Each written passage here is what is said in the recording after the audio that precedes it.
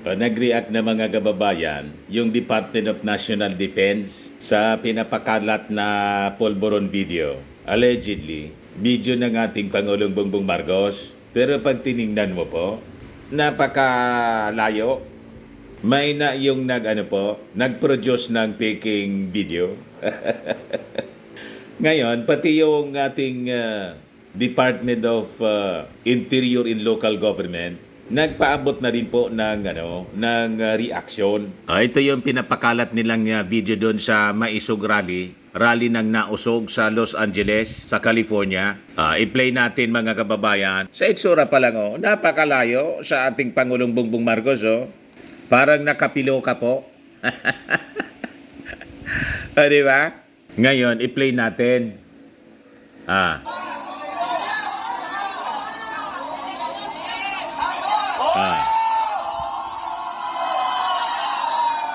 Ayan po. Marcos resign daw. Marcos resign. Marcos resign. Ayan po. Marcos resign. Kita ninyo, mga kababayan. Ayan po yung nagpapakalat. Iimbestigahan na siguro ng ating DILG. Ayan o. Siya yung nagpakalat doon sa Amerika. Sabi pa niya dyan, 1 hour ago. One in the same person. Paano naging one in the same person yan? Napakalayo ang itsura. Di ba? Kaya sabi po ni Yayam Dizon, ang layo talaga, sabi. Ayang Marcos page. By the way, this is BBM look-alike. The actor they used in shooting for the polvoron video looks exactly the same to me. Booking. Ayan po. O, tingnan ninyo, mga kababayan. O, di ba napakalayo? Malayong malayo sa ating Pangulong Bongbong. Ang itsura. Kaya ito po, nagpalabas na ng statement yung Department of National Defense. O, sabi dyan, maliciously crude attempt to destabilize the administration. Sabi po ng Department of National Defense, on the video being circulated emanating from a Maisog gathering in Los Angeles sa Amerika po. So sabi po ng Department of National Defense natin, the obviously fake video being circulated emanating from a Maisog gathering in Los Angeles is again a maliciously crude attempt to destabilize the administration of President Ferdinand Marcos Jr. They will not succeed, anya. Hindi sila magtatagumpay. Even the release of the contrived video in the USA is a cowardly attempt to escape Philippine criminal jurisdiction, anya. We urge the proper U.S. authorities to investigate and bring to justice the perpetrators of this disgusting act. So sa statement po ng Department of National Defense, action sila. Malamang yung ating gobyerno, mga kababayan, ay makikipag-coordinate sa mga US authorities para habulin kung sino itong nagpakalat nito. Pero alam naman na po natin, ang nagpakalat nito po, yung disgruntled na vlogger na ginagamit ngayon ng nausog. Ayan napakalinaw, mga kababayan, kung sino nagpapakalat. Bodyakan. Yan mga kababayan, nandun sa rallying yon ng nausog, si Glenn Chong, parang kasama din doon si Harry Roque. So alam na natin, mga kababayan, ang kanilang mitiin. Gatungan ang ating mga mamamayang Filipinos na sa tingin nila, mahina mag-isip. Di ba? Tingin nila, mauuto nila sa pinapakalat nilang matagal na polvoron video. Sabi ko nga, mga kababayan, sa aking post kanina, mas kamukha pa si Ted Filon. Di ba? Ang itsura, mga kababayan, parang si Ted Filon ang pagmumuka. Sa tainga pa lang po, malayo ang tabas ng tainga. Di ba? Kahit yung ilong, mga kababayan, at tabas ng muka, malayong malayo sa ating Pangulong Bongbong Marcos. Kaya sabi natin, low budget production po. Yung ginawa nilang pamimiki ng video. Ngayon pa lang, debunk agad. Malayong malayo po sa ating Pangulo. O, tingnan ninyo ang tabas ng tainga. Iyan na may sirkulo, mga kababayan. Di ba malayo? Mas kamukha pa nga ito pag linagyan ng piluka. Ikaw talaga niya, Mr. Maravillas. Iya yung nagpapakalat dito rin ng mga post niya sa page niya. Tingnan ninyo po. Ayan ang page niya, mga kababayan, sa Facebook. Yan ang pinapakalat niya. The Naked Truth. Nakasuot ng polo, bumabatak, tumitingin sa langit, naluluha. Fake news peddler po. Very desperate po. Itong mga grupo ng nausog para gatungan ng people power. Pero with this, cheap propaganda po nila, malamang matambakan sila ng kaso. Nagparinig na po yung ating Department of National Defense na ito po ay isang attempt to destabilize the Marcos administration. Ayan po, yung nirelease na official statement ng DND. O ngayon, yung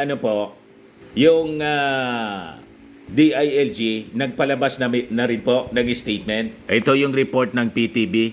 Just in, ipinag-utos ni Department of Interior and Local Government Secretary Benhur Abalos sa Philippine National Police ang pagbuo ng task force sa pag-iimbestiga sa mga nagpapakalat ng faking video ni President Ferdinand Marcos Jr.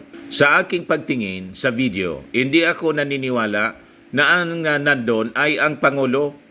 Sa tagal na kakilala ko ang Pangulo, ang features niya ay hindi ganito. Saad ni Abalos. Sa tainga pa lang po, sa hugis ng tainga. Malayong malayo. Parehas mga kababayan yung ating observation with the DILG Secretary. Di ba? Ang layo po. Yan ang tainga. Kinompare yung tainga. Yung curve ng tainga. Hindi mo man yan mababago. Ang natural curve. Kahit yung pagmumukha mismo, mga kababayan, yung facial features, ang layo-layo. Tingnan ninyo. Ang curve, kahit yung butas ng tainga ng ating Pangulo, malayo dito sa sinasabi nilang pulburon video. Yan po. Ngayon mga reaction po. Ang layo talaga. Napakalayo talaga yung itsura po. So magkikreate po ng task force yung DILG. Pag-aabolin sila ng mga nagpapakalat nito. At malamang pa-filean po sila ng kaso. Di ba? Di ba? Tama po. Kasi tama ng pagpasensya dito po sa mga taong ito. Kailangan talaga gamitin natin yung ating batas. Kasi masyado na pong abusado sila. Walang tigil sila mga kababayan sa panggugulo sa ating bansa. Panahon na papanagutin sila mga kababayan sa batas. Ngayon, maging si Executive Secretary Lucas Bersamin po, nag-react na rin po. Ito siya, habang papa-attend siya sa asuna ng ating Pangulong Bongbong, na ambos interview siya ng mainstream media. Pakinggan natin ang kanyang sinabi. Ano po masasabi ninyo dun sa mga lumalabas sa video ngayon, pinapakalat talaga ng PBBM? Malicious. Thank you. Ayun lang yung sinabi ni Bersamin. Malicious anya. Itong reaksyon ng mga kababayan natin po. Kakamping ako pero support ko si PBBM kaysa naman po doon sa pro-China. Sabi ni Rodolfo Estacio, kahit anong gawin nila, hindi nila mapapabagsak si PBBM. You cannot put a good man down.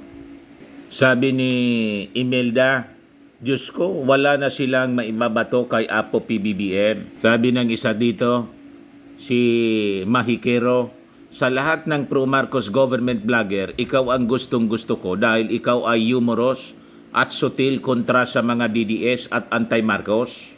Sabi ni Ruel Tapis Jr., mas hawig pa si Ted Filon, hindi si PBBM. Sabi ni Melanie, mga abnormal, let's pray for our country and to our beloved President BBM. Sabi ni Emil Bautista, kinuha lang nila ang anggulo na hawig ni PBBM kaya maiksi, slow motion at robotic ang galaw. Sabi ni April Rose Otomo, yung buhok parang piloka, saka si PBBM kahit kailan, di ganyan ang hairstyle. Fake nga po. Dinoktor nila yung itsura, ganun pa rin, malabo, malayong malayo po. Sabi ni Maria Concepcion Sato, hindi kasi nila nadali sa investigation ng PDEA leaks na kung sino-sino pa pinatawag na tao, naging katawa-tawa lang si Bato, lalo na si Morales. Sabi ni Roddy Pips, dapat na managot sila, pambabastos nila sa Pangulo. Sabi ni Eva de la Cruz, ang dahilan kung bakit kay Maharlika nila ibibigay ang video para naman iwas sa kaso. Anong iwas sa kaso? I think makikipag-coordinate na yung ating DILG sa gayong DND po para habulin sa Amerika itong mga lokong ito. Di ba? Sabi ni user CL, 1 p.m., dapat silang managot.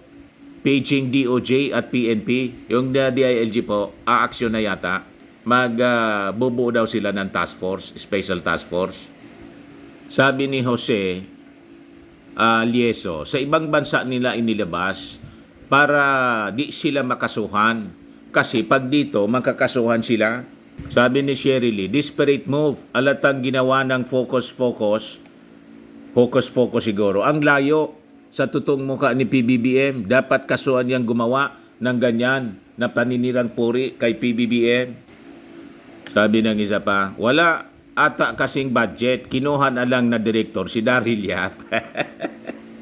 Sabi ni Silaisky, dapat kasuhan na kasi mga nagpapakalat ng fake news, mga panggulo sa pag-unlad ng bansa yan. Sabi ni Maria, hairstyle, damit, air size ay malayo kay PBBM. Kasinungalingan to the max, dapat ay mag-compile din tayo ng mga positive developments ng progress ng Pinas ay pinapakita sa mainstream at social media. Pulse Asia survey ay di kapanipaniwala dahil katulad ng mga Duterte ay funded din siguro. Ayan po mga kababayan yung mga developments tungkol dito sa pinapakalat na fake video laban sa ating Pangulong Bongbong. Tama po, hindi sila magtatagumpay. Malabo po na magtagumpay. 4 years pa silang iiyak. Ayan man lang po mga kababayan. Ako po si Dante Maravillas. Bye-bye. God bless.